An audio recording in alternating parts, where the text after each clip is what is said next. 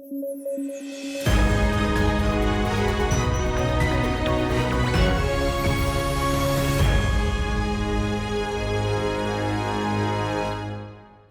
News 8 9 में आपका स्वागत है। मैं हूं वीरत दुबे। आइए डालते हैं हेडलाइंस पर एक नजर। WHO ने जारी की glass report, one health model, anti microbial consumption, invasive fungal infection जैसे मुद्दों पर हुई चर्चा। एंटी माइक्रोबियल्स का ओवर यूज और मिसयूज है प्रमुख कारण। चीन के साथ तनाव के बीच आया दलाई लामा का बयान, भारत को बताया घर, 1959 में राजनीतिक शरणार्थी बने थे दलाई लामा।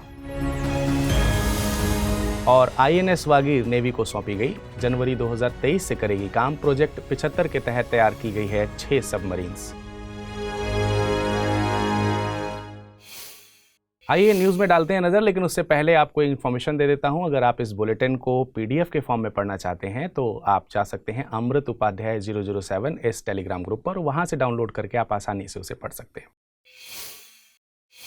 WHO ने ग्लास यानी global anti microbial resistance use surveillance system 2022 report जारी की है। गौरतलब है कि WHO ने साल 2015 में ग्लासेस रिपोर्ट जारी की थी, जिसमें एंटी माइक्रोबियल रेजिस्टेंस के लिए रणनीतियों पर चर्चा की गई थी। वहीं 2022 की रिपोर्ट में one health model, anti microbial consumption, invasive fungal infection जैसे मुद्दों पर चर्चा की गई है। एंटी माइक्रोबियल रेजिस्टेंस से मतलब है कि जब बैक्टीरिया, फंजाई, पैरासाइट्स और वायरस समय के साथ बदलते हैं, साथ ही इन पर इन्हें ट्रीट करने के लिए बनी दवाओं का असर नहीं होता है, जिससे इनके द्वारा फैलाए गए संक्रमण को ट्रीट करना मुश्किल हो जाता है। एंटी माइक्रोबियल रेजिस्टेंस के मुख्य कारण हैं एंटी माइक्रोबियल्स का ओवर यूज और मिसयूज, साफ पानी और साफ सफाई तक पहुंच की कमी, स्वास्थ्य केंद्रों पर सुविधाओं का अभाव, जानकारी का अभाव आदि। वन हेल्थ से मतलब है इंसानों, जानवरों और पर्यावरण के स्वास्थ्य का आपस में जुड़ा होना, और किसी एक की हेल्थ को इग्नोर करके दूसरे वर्ग को सुरक्षित नहीं किया जा सकता। भारत और चीन के बीच सीमा पर चल रहे तनाव के बीच दलाई लामा का बयान आया है। उन्होंने कहा है कि भारत उनका स्थायी घर है, चीन वापस जाने का कोई उनका इरादा नहीं है। साल 1959 में तिब्बत में तिब्बतियों ने चीन के विरुद्ध विद्रोह कर दिया, तब लाखों तिब्बती दलाई लामा समेत भारत आ गए थे। उस समय भारत के प्रधानमंत्री पंडित जवाहरलाल नेहरू ने उन्हें राजनीतिक शरण दी थी। तब से लेकर आज तक दलाई लामा हिमाचल प्रदेश के मकलोडगंज में निवास कर रहे हैं। गौरतलब है, दलाई लामा तिब्बती बौद्धों के धार्मिक गुरु हैं। उनके जन्म के केवल 2 सालों के बाद उन्हें 14वें दलाई लामा की पदवी दे दी गई थी। उनका नाम तेंजिंग ग्यात्सो है। उन्हें साल 1989 के नोबेल शांति पुरस्कार से भी नवाजा गया था। दलाई लामा एक पदवी है जिसे तिब्बती बौद्धों द्वारा अवलोकितेश्वर की उपाधि या अभिव्यक्ति माना जाता है।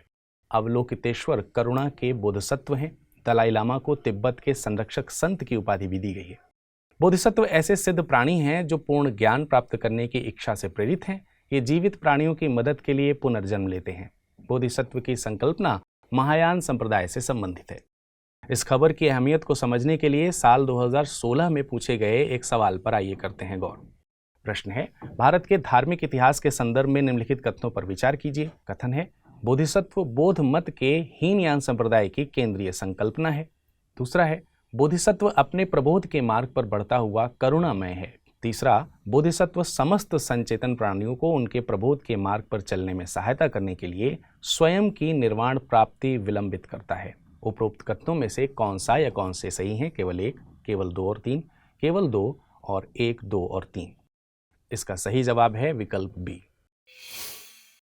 केंद्र सरकार ने इंटरनेशनल ईयर ऑफ मिलेट्स 2023 के इवेंट को मनाने के लिए संसद में मिलेट फूड फेस्टिवल का आयोजन किया है। इस मौके पर PM नरेंद्र मोदी भी शामिल हुए हैं। उन्होंने संसद सदस्यों के इंटरनेशनल ईयर ऑफ मिलेट्स को मास मूवमेंट बनाने की बात कही है। साथ ही मिलेट यानी मोटे अनाजों से बने भोजन को कैंपेन के जरिए प्रोत्साहन देना, G20 में शामिल होने वाले मेहमानों को मोटे अनाज से बने खाने को सर्व करने की बात भी कही गई है। इसके अलावा खिलाड़ियों की डाइट में मोटे अनाज से बने भोजन को शामिल करने पर जोर दिया गया है। आपको बता दें कि साल 2023 को मोटे अनाज वाली फसलों का अंतर्राष्ट्रीय वर्ष भी घोषित किया गया है। यूनाइटेड नेशंस जनरल असेंबली ने भारत के प्रस्ताव पर मार्च 2021 में इसे घोषित किया था। इससे मोटे अनाज की मांग घरेलू और वैश्विक स्तर पर बढ़ी है। मोटे अनाज ऐसे खाद्यान्न होते हैं जिन्हें कम पानी और इनपुट्स की सहायता से उगाया जा सकता है, लेकिन इनमें पोषक तत्वों मसलन प्रोटीन, फाइबर, आयरन व कैल्शियम की मौजूदगी और स्वास्थ्य संबंधी तमाम फायदे पाए जाते हैं। इन्हें super foods for the future बताया जा रहा है। मोटे अनाजों में रागी, ज्वार, बाजरा और कोदो, कुटकी जैसी फसलें शामिल की जाती हैं। मोटे अनाजों के उत्पादन के मामले में राजस्थान पहले स्थान पर है। आपको बता दें, भारत सरकार ने मोटे अनाजों को अप्रैल 2018 में पोषक अनाजों के तौर पर वर्गीकृत किया था। 2018 को नेशनल ईयर ऑफ मिलेट्स भी घोषित किया गया था। 5वीं स्कॉर्पियन क्लास सबमरीन वागीर भारतीय नेवी को सौंप दी गई है। इसे मझगांव डॉक शिप बिल्डर्स के द्वारा तैयार किया गया है। जनवरी 2023 में इसे भारतीय नौसेना की सेवा में शामिल कर लिया जाएगा।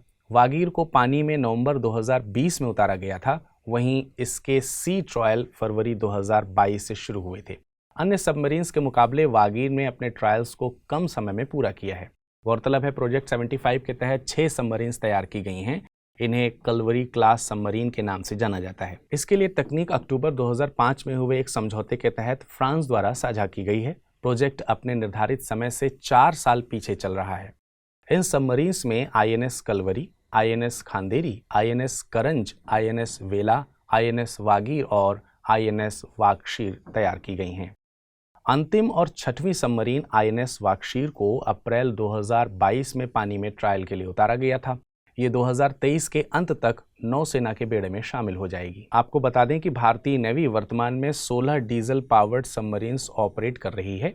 सबमरीन्स फ्लीट की लोकेशंस पूर्वी तट पर विशाखापट्टनम और पश्चिमी तट पर मुंबई है। भारत ने जर्मनी, रूस और फ्रांस जैसे देशों से सबमरीन्स आयात की है। पिछले दशक से सबमरीन का निर्माण देश में ही किया जाने पर जोर है। इसमें मेक इन इंडिया कार्यक्रम ने अहम भूमिका निभाई है। आइए अब नजर डालते हैं आज के बुलेटिन पर आधारित प्रश्नों पर। पहला प्रश्न है, खबरों में रहे कलवरी, खांदेरी, करंज, वेला, वागीर और वाकशीर संदर्भित करते हैं submarine, amphibious warfare ship, torpedo या फिर एयरक्राफ्ट कैरियर। अगला प्रश्न है, निम्नलिखित कथनों पर विचार कीजिए। ग्लास रिपोर्ट विश्व आर्थिक मंच द्वारा जारी की गई है। बोधिसत्व की संकल्पना महायान संप्रदाय से संबंधित है। नीचे दिए गए कूटों का प्रयोग कर सही विकल्प चुनिए। केवल एक, केवल दो, एक और दो, ना तो एक ना ही दो। आइए अब बारी है नजर डालने की पिछले बुलेटिन पर आधारित पूछे गए प्रश्नों की और उसके सही जवाब जानने की। प्रश्न था, समाचारों में कभी कभी देखे जाने वाले क्रायोमैश पद का सही संदर्भ क्या है?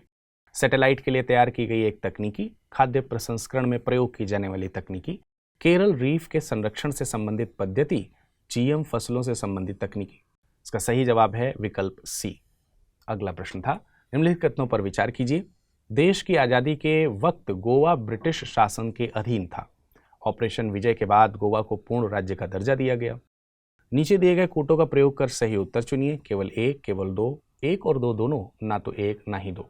सही जवाब है विकल्प डी। आशा करते हैं आज का बुलेटिन आप लोगों को पसंद आया होगा और इसी तरीके के बुलेटिन में हम कल फिर आपसे मुलाकात करेंगे। तब तक के लिए नमस्कार, धन्यवाद।